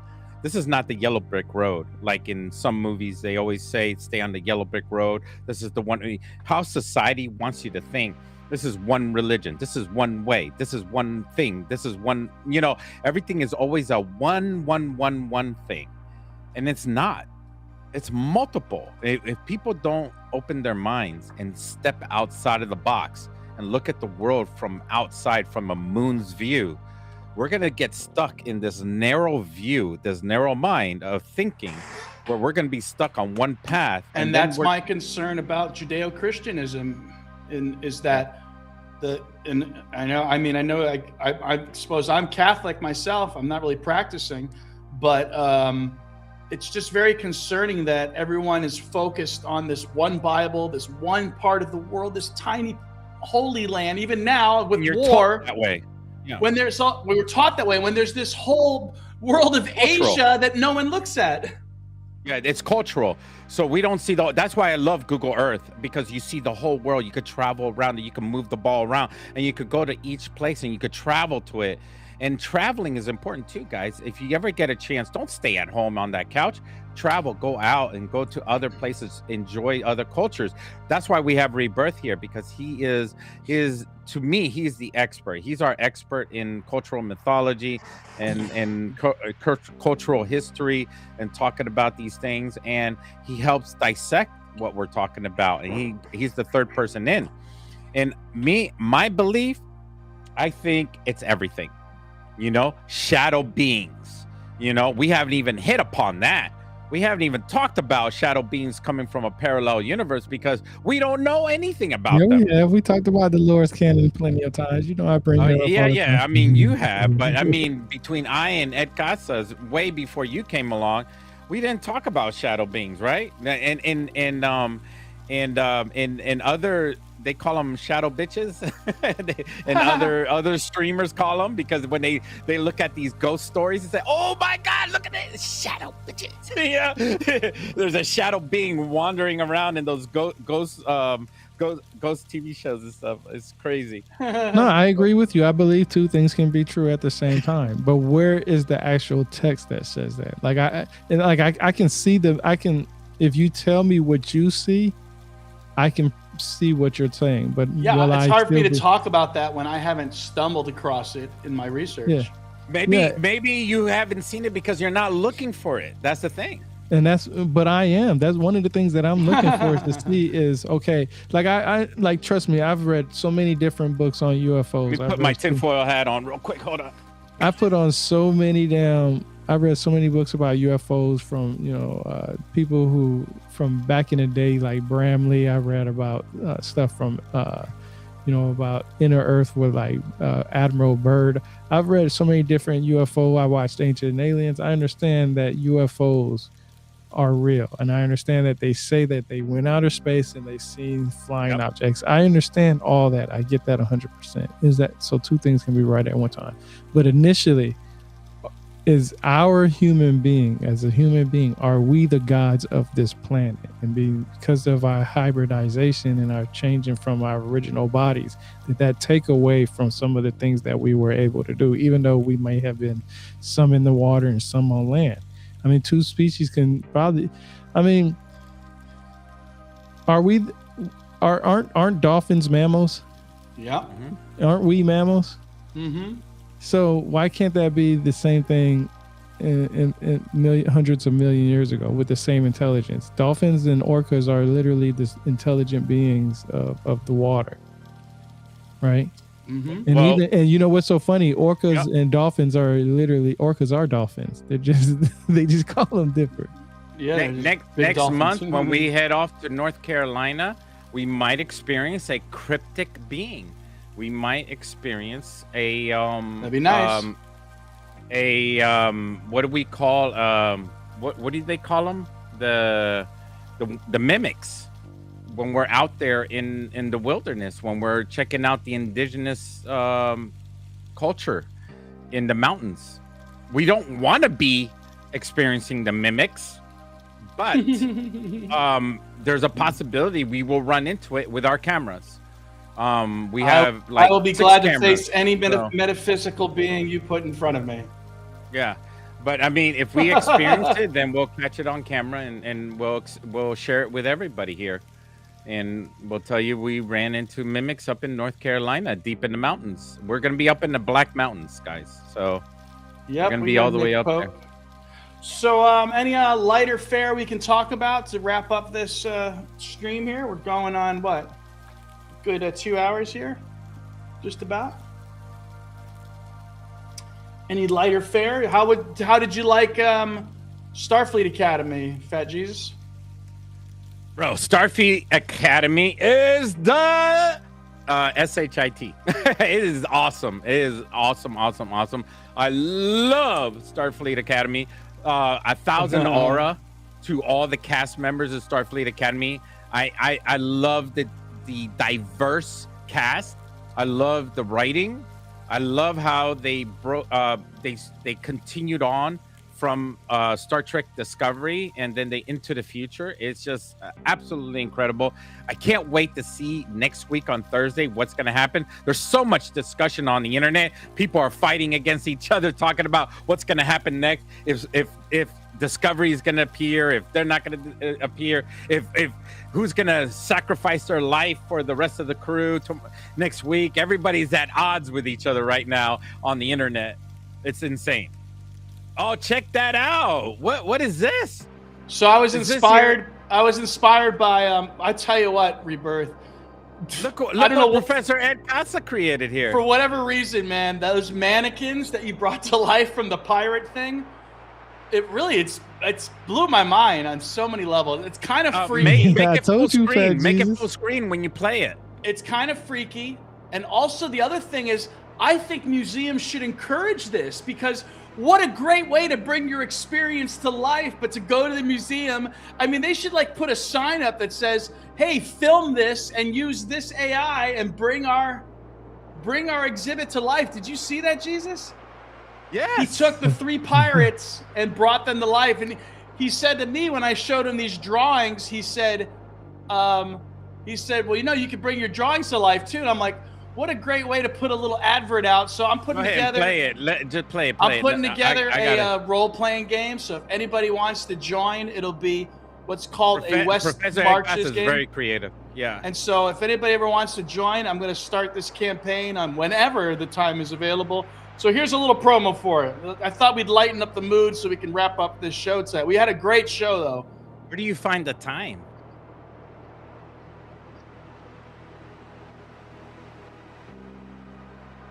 Oh, it's choppy. It's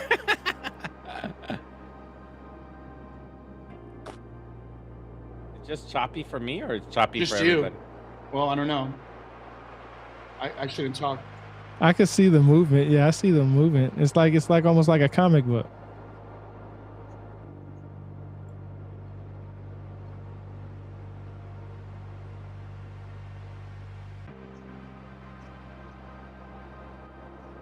There's no sound to it, though. Oh, there's no sound? No. I don't know why. I'm purposely sharing it the way we shared it last time. Do you hear sound from it? Rebirth? No, I don't hear any sound. No? I just hear the background noise that he's been having all since we've been talking. I thought that was just part of it. Yeah, we just hear your music. I'm gonna have to teach you how to separate your music in OBS. That is weird because last time when we played something on the screen and you said just share it from Restream, that you were able to hear it. I don't know why you can't hear it this time. I'm so confused. It's really annoying. It's okay. That's okay. Now it's dead space in the background. Your music is gone. There you go. Well, bring it back. That's probably why we couldn't hear it, because he had his music going on. Oh yeah, try turning off your music and then play it. Right. Let's see if we... Nah, nothing. No. I think what you have to do on your OBS is make a on OBS. There's a beta sound thing that separates it for Internet Explorer, and then you have to hit properties every single time on the right side for that specifically in your audio area. There's a list of your audios on the right side. Mm-hmm. on OBS, and then you have to hit properties and then click on a Google Chrome and that link. Oh, then the audio turns on. I've shared it this way before too. So look, there it is up there. Let's see if you can hear it now. No. Nothing. Yeah, so that's two different. I've got it two different ways. one coming off of Restream and one coming off of OBS. It's not Restream. It's just your OBS. But And your neither of OBS them- has to have a specific audio. You have to have a specialized audio that is linked to the Yeah, I have Chrome. that. Well, at least I think I have that. Yeah, but it's under beta and OBS at the bottom. You have to put a plus sign, and where the plus sign is, you click on it, and it says beta audio, and then you click on it, and then it adds an audio to your right with all the other for audio. example, remember last week I played the Tridactyls song and you were able to hear it. Yeah, well, you fandangled it a little bit. You So did. I just did the same thing I did last week. So that's why I don't understand why it's not playing. Yeah, you remember Anyway. when I said? Remember when I told you when you do it on your when you do a screen share, you got to make sure you hit that little thing. That That's what it is. All right, one more time. Let me try this one more time. I don't know why it doesn't stay for restream, but sometimes I have to make double check on StreamYard because sometimes it'll reset it on its own. So I have to hit that. I went through trials and errors. Like if you watch my beginning videos of me doing this, you'll literally hear me going to my phone and making sure that it's playing through my phone because I forgot whether I hit that button or not. Thank you. So I'm so glad you said something because I'm so confused. All right. One more time, guys. One more time. You ready? You got to make sure you hit that button. And the button looks like it's already pushed. Oh, boy. If you don't hear it this time, I don't know what to tell you. Nope. Nothing. Yeah, something's wrong with you. Nothing. Something's wrong with your If output. you go to OBS on your main screen and you hit that plus button under sources, hit the plus button and under sources, you see it? And a list comes up and it says application audio capture beta. You see that in your OBS? Audio capture beta. Did you make sure the volume's up on that screen? Audio capture beta. Make sure your audio's up on that screen too. Yeah, the audio In OBS. If you hit the plus sign, Oh, yeah. hit the add sources plus sign on the bottom under sources. Mm-hmm. And then you're going to see application audio capture beta on the top. Oh, yeah. I don't have that. Okay. If you click on that, okay. it'll add it in your audio mixer. There's an audio mixer on the right. Yep. And then you go to audio mixer and you click on the three little dots on the left and then hit properties. Or it already has properties up when you add one already. And then you click, and under Windows, you look for Chrome and the video. And you put that on there, and then you hit OK, and then make sure your the audio's up on it. Make sure the volume is up. So what am I selecting? I don't want to select Restream. No, you don't have to do anything. Restream is already recording off your OBS, so the window selection. It's what do I choose for the window option? Chrome, and then in Chrome, you're looking for your video that is on YouTube, right? So is it where is that video on X on right now? Okay, so you have to select it each time. Yeah. You have to specifically look for that window. All right, one more time. Yeah. Anything? I hear something. You do? I heard something. Raise the volume up. Raise the volume? Yeah. Oh my God. Make sure the volume is up in X as well. In that thing. There's a volume in the that's up. That's up. Oh boy. Possibly your volume inside your Windows and computer is not connected to oh, that's a good one. Yeah. God, there's too much buttons, man. That's why I don't really. This is also a tutorial for everybody to learn. Yeah, because if you just do the restream right, you wouldn't have this issue, right? I have to deal with the same thing every single time I stream. You probably might need to close that screen and open it back up since it messed up all them times. Yeah. So my playback device looks fine. What am I choosing as my playback device on my PC? Don't I just use my regular headphones? Yeah, I mean, if all your audio is heading towards your headphones and nowhere else, then your audio should be coming out into OBS. Is your OBS inside OBS? Is it your headphones? Your audio? If you go into the settings in OBS, does it say audio out through your headphones? The same thing? Yeah. Okay, then that Audio everything output? should be working. Yeah, then everything should be fine. Oh Lord. I But really that don't beta know. audio, that's how I control all my audio. I separately control all my audio on each The window. restream, like we did it we just did this last week on YouTube. That's why I still don't understand. We just had it working. Anyway, on that note, I Yep. think we should wrap this up. No, So it's fine. any final words? No, it's fine.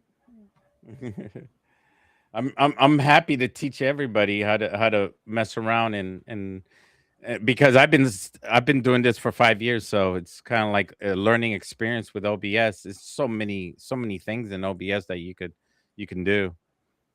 You know, there's also Yeah. additions to it. How about also I wanted to do on OBS, I wanted to like when we're doing the spaces to play audio through OBS. Can I do that? Yeah, you can do that too. You could do that through that what I gave you, the beta, separating the audio to each individual window. So when you separate the audio for each individual window, but you're gonna have to mute desktop audio when you do that.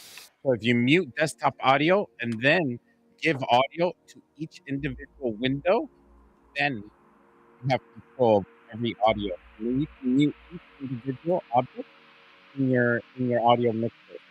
So you can have control over it.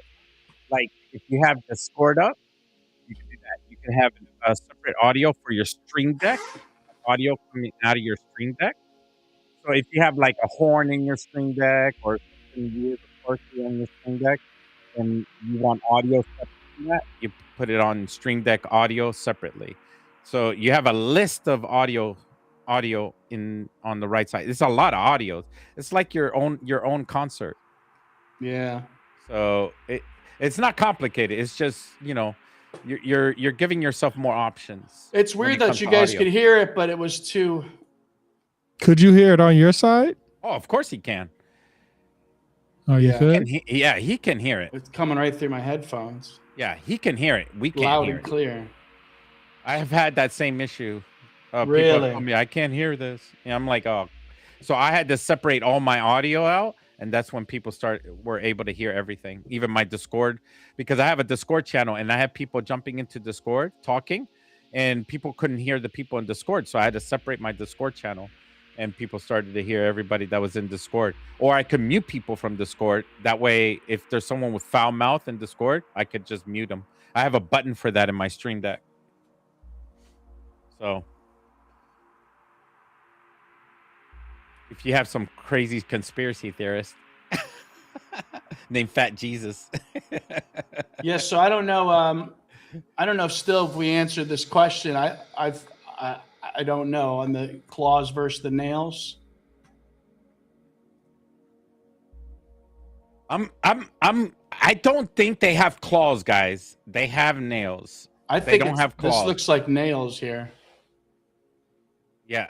Oh, I see what he's talking about.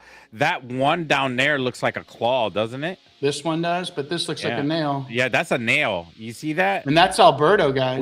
We need to see a 3D scan of Alberto's hand. If we could look around it, we need to see all the way around the fingers. All right, pause it right about. Yeah, right. Keep going. I hate it. I think they're nails. I mean, look, it looks like a fingernail. Yeah, it's a fingernail, guys. Yeah, I've asked these guys too. I'm like, can you stop putting the watermarks on for the purpose of science, please? There. Stop. Yeah, those are fingernails, guys. They're not claws. These are not carnivorous beings. These are not. They don't go around clawing and killing prey, like a wolf or like just like carnivorous animals have claws, and like a cat has claws and teeth and all that stuff. These beings don't have these Well, things. we look at Suye then to make sure the Now, the question is, do they have suction cup fingers? I don't think so.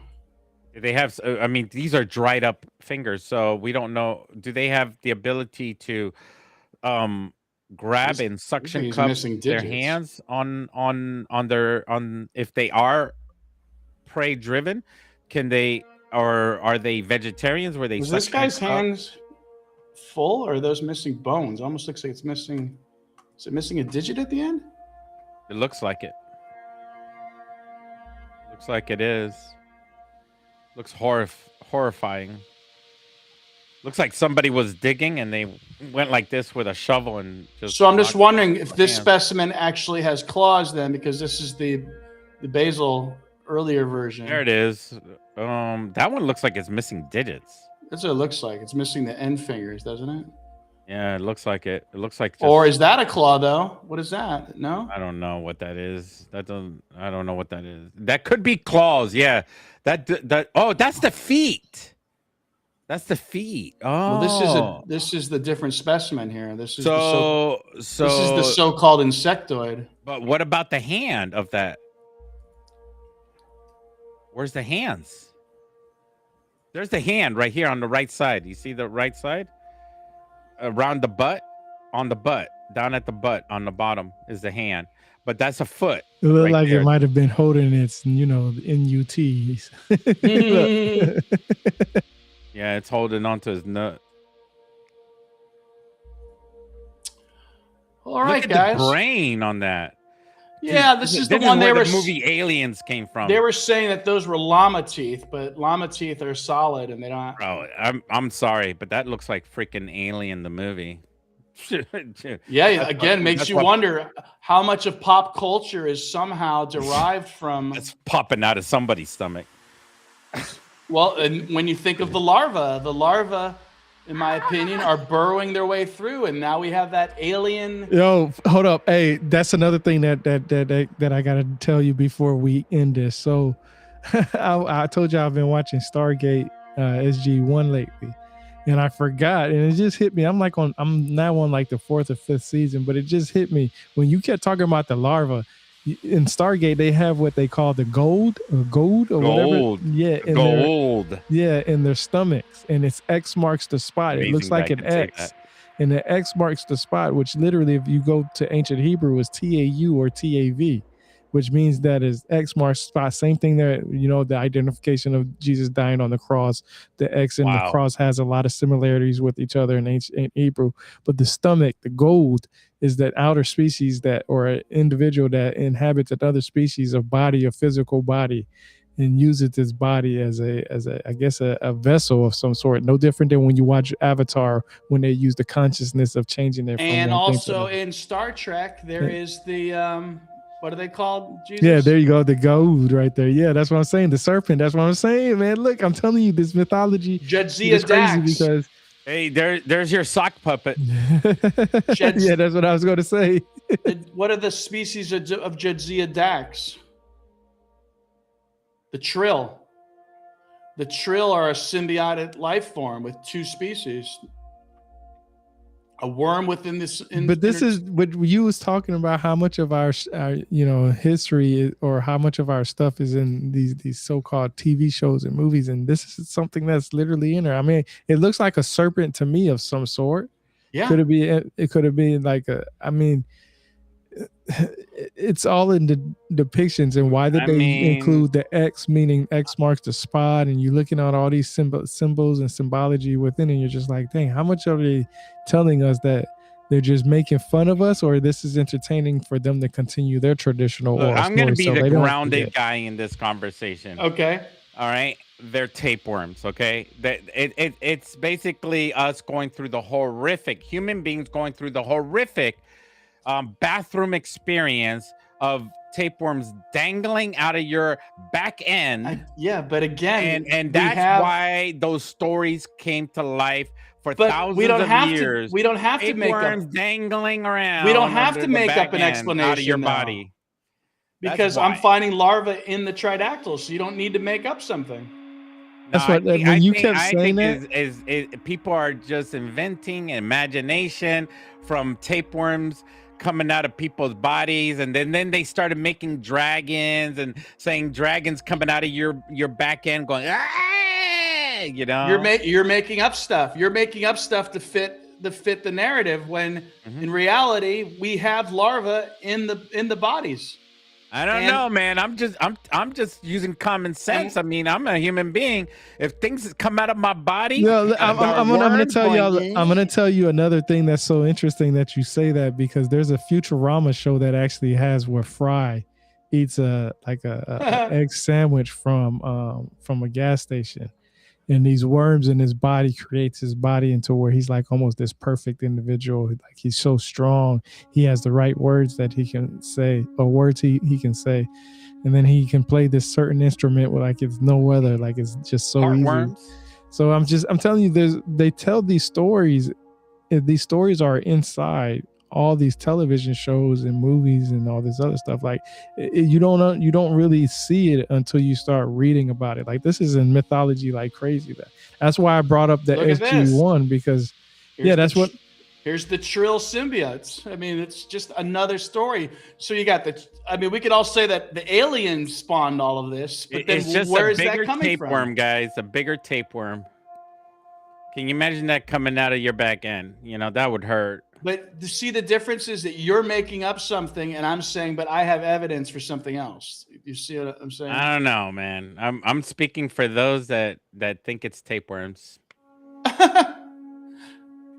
And also, it's like, tapeworms have one shape, and when you look at the Paracas culture, the Nazca culture, what are they showing? They're showing like heart-shaped beings and forked tongues and coming out of mouths and whatnot. I mean, we made a video game called Centipede, and we have to kill them, you know? Well, imagine centipedes. An intelligent amphibian species that has memories of being not within the womb, but being within the brood. Yeah. Well, all right, I think that's a wrap. I'm trying to be the face of wisdom here. You guys are just going off on science. No, that's not, because that's what I'm saying. You're actually making up something. I'm saying I have evidence of larvae in the bodies. You see the difference? You're doing what I call Occam's spork. In other words, you've come up with the simplest explanation that you suggest is the explanation. No, I mean, why can't it not be the simplest explanation? Because you're making up something, and I'm saying I have evidence of something else. I mean, ancient cultures didn't have science fiction films. They didn't have exactly. They don't. So they it don't had to have be what based you have on something. They have something dangling from their back end in the outhouse. They're down there going. I haven't seen any depictions of that in the archaeological record. No, that's this underneath me. This is a good example, I think. It's like who's really speculating, me or you? I don't know. I'm just thinking. You know, there could be a possibility. There's a connection between just regular human worms. I call it Occam's spork. You've heard of Occam's razor? Occam's spork. We're flipping sides here. All right, guys. Hopefully, Jesus, you and I will talk about Starfleet Academy, Rebirth, and you guys, hopefully, we'll see you Wednesday for the Green Room, only on X. And Rebirth is like really quiet. I don't want to get into this. No, I'm the middle guy. I see both sides. He is actually. He is kind of the middle in this. If you really look at it, the ancient texts say one thing, and they depict something, and then when you put all the symbols and symbology and all the depictions together, you're like, okay, I can see how they came up with the story. It might not be 100% like that, but I can see the story within it, because there was a lot of times when you couldn't even go in the temples if you were sick, and they would do a certain type of skin test on that. So that means they would look at you and be like, well, shit, you got this big ass X on your stomach. Hell no, we're not going to let you in. You know what I mean? Because we know what that represents, right? Oh, there you go. So, and it could be a parasite. I mean, they say we have parasites in our body right now. So how much does that really affect us mentally and physically? So the question is, did the parasites come from another world, or did they come from ancient Earth? That's the question. Or a parallel universe. Why would you suggest another world or a parallel universe? Why would you even suggest that? Because it's not natural for it to be something here on Earth. But it is natural. Parasites are natural. Compared to what? What animal? What insect? What animals does it reflect? Unless we hunted it down to annihilation and it doesn't exist anymore. Are you anymore. talking about like real parasites, or are you? Yeah. Are you coming up with something? Of course. Yeah, real parasites. But you've already mentioned the real parasites, the tapeworm. Yeah, but I'm talking about bigger ones, like the sock puppets. I don't know, man. You're jumping back and forth between we're reality trying to and compare fiction. it. We're trying to compare it with the science fiction. That's what we're trying to do right here. We're trying to compare these alien beings coming out of our bodies. I am ending this stream. It's 9 o'clock. It's my cutoff time. 2 hours. That's my patience level for anything nowadays. Live long and prosper. Hey, Thank I you love for the watching. names. You better make some T-shirts with those names, by the way. Maybe. Yeah, I want to see it. Any last words? I'm hitting end stream. Say goodbye. Peace out, everybody.